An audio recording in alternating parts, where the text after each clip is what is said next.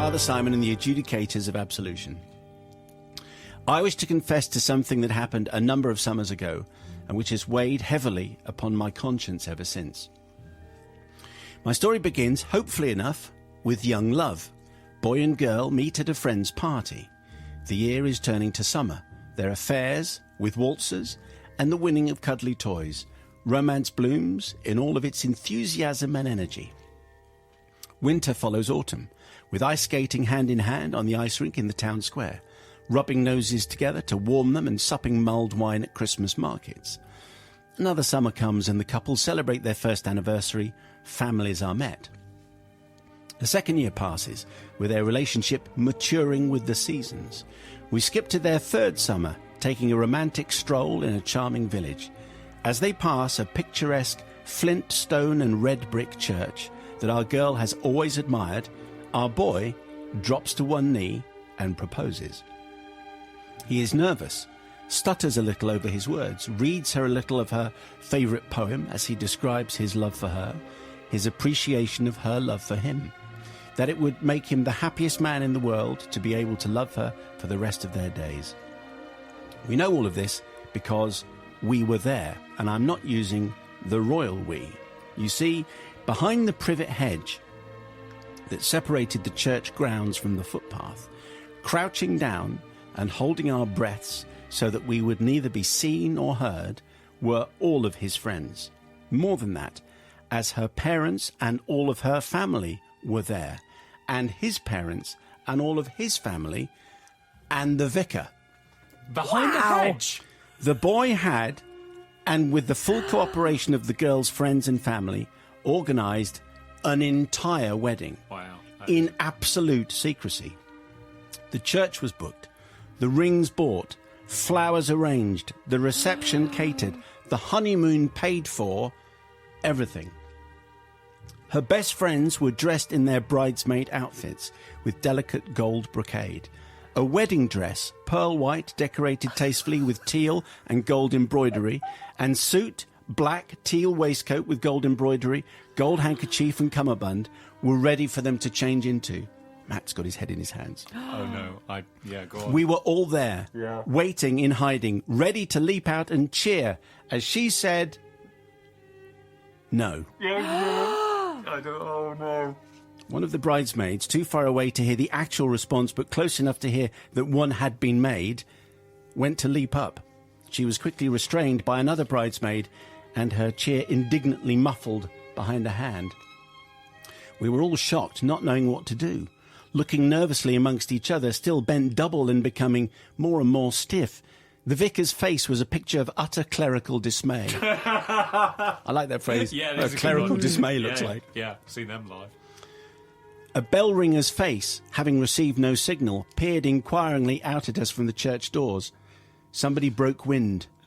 We presume it was nerves. Obviously. It's a slight detour there. Yeah, we have come. Yeah. Eventually, after much communication solely through looks, the parents of our boy and our girl made their presence known, exiting the church gate, each pair escorting their child off in opposite directions. I said before that we were all shocked, and I sincerely wish that I could honestly apply that to myself. However, that is not the case, and so thereby I need to seek forgiveness. You see, the party at which they had met was one of my own. I was equally friends with each of them, and I had more and more suspected that, although for him the romance had blossomed into love, for her it had merely faded away. I suspect that he may have intimated the same, and that this was actually his last gasp gamble. You cannot hope on hope alone, no matter how hopeful our beginning. I repeatedly urged him to be cautious, but to no avail. But I wish now that I had been more forthright with my misgivings and had not wanted to be interfering, and so it is this that I request forgiveness for. That though I could have not prevented heartbreak, if I had been much more forceful in trying to dissuade my friend, I could have at least saved him so much humiliation. Okay, that's the end of part one. There's then an epilogue. Really? There's more? Wow, go on. It's like a Richard Curtis movie isn't it? here. The epilogue. The vicar dismissed the choir and generously returned the fee. The rest of us went to the reception. The food would otherwise have been wasted. It was a strange event. No. Equal parts of mirth and shock. Much gossiping was made. We divided the bill for the event equally amongst all who attended. I bought the honeymoon from our boy and enjoyed the company of the maid of honour. Right. Okay. There was much consummation and consumption of food and wine. Really didn't need to get into that. We both thoroughly enjoyed role-playing the parts of a new Mr. and Mrs. at the hotels and on the cruise. Bet you did. All of the financial rearrangements and reimbursements were naturally organised post-fact due to time constraints. Our girl wished to remain friends with our boy. Don't they always? But that never works out, and indeed didn't in this case.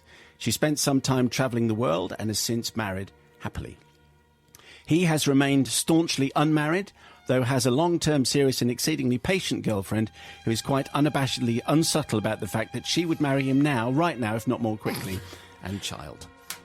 Yours, the third of two. Well, you know, I said it was a slightly unusual tale, beautifully written third of two. Thank you very much. For a moment, we were behind that wall with you, waiting and suspecting that things weren't going to go terribly. But how extraordinary to book friends, family, the vicar, pay for the honeymoon, pay for the food, and have it all there ready to go.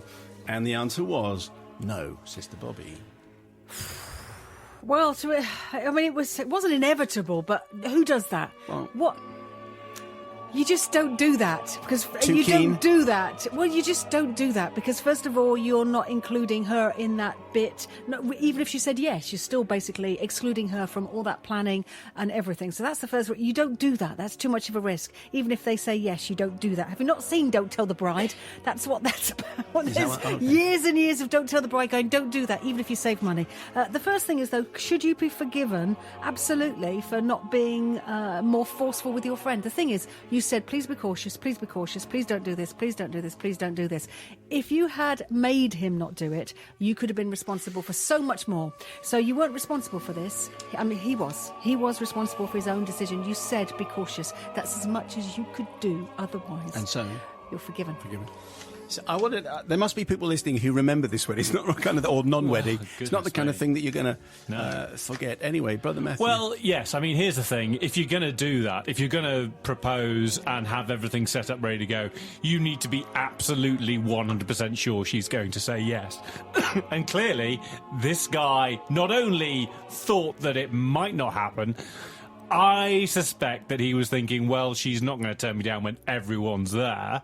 She didn't know, though. She didn't know they were all hiding behind the hedge. I think he was probably gambling on the fact that someone would go, oh, but we've all turned up, and she'd change her mind.